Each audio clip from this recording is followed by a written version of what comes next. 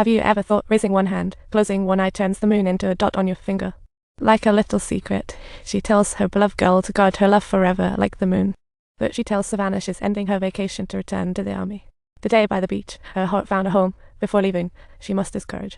She addresses Savannah. I have some words I want to share with you. The next night, they meet as promised, chatting from childhood to adulthood, as if all the mysteries were unraveled. Finally, Savannah asks John to take her home. But John hesitates because his dad is a coin-collecting introvert. In the end, he couldn't resist the girl's charm.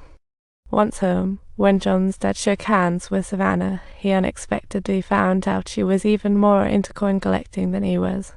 They had such a great time chatting all night that they basically forgot about John. When John took Savannah home, he hesitated to say goodbye, but she noticed his shyness. A sweet kiss gently landed on John's cheek, and Savannah said, "Wait, I think I'm going to miss you soon." With her sweet smile, they established their romantic relationship on this beautiful night.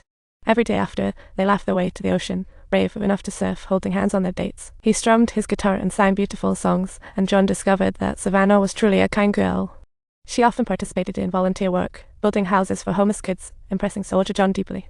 Because of her actions, he decided to join her in the volunteer work.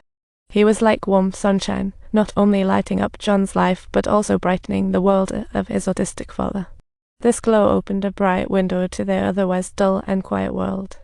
Because John rarely communicated with his father, having lost his mother young and raised by his autistic dad, the coins were their only communication bridge, yet his dad often overlooked John's life due to his obsession with them. One time, teenage John exploded at his dad, who just sat there innocently like a child. His eyes were full of longing for communication, yet helplessness. He silently opened the fridge. After straightening the milk, he gently closed the door. His love for his son was in constant repetition. The meals he prepared stood quietly like himself. Unable to express care otherwise, John's dad accepted his girlfriend with Savannah's arrival. The meals prepared naturally became double portions, as his father carefully loved them. Yet a dad present every day was never truly noticed by him. He felt like the air around his son, an almost habitual existence. Fortunately, Savannah's existence allowed John to no longer face the distance between him and his dad alone.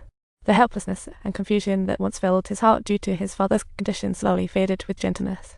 In just 2 weeks, they went through infatuation and indulged in every beautiful moment they had.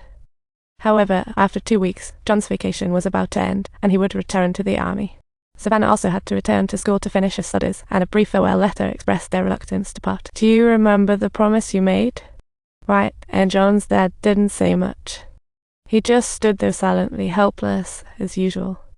Watching his son leave for the bus, there wasn't even a close farewell hug. What's even more unexpected is that this farewell would be their permanent goodbye.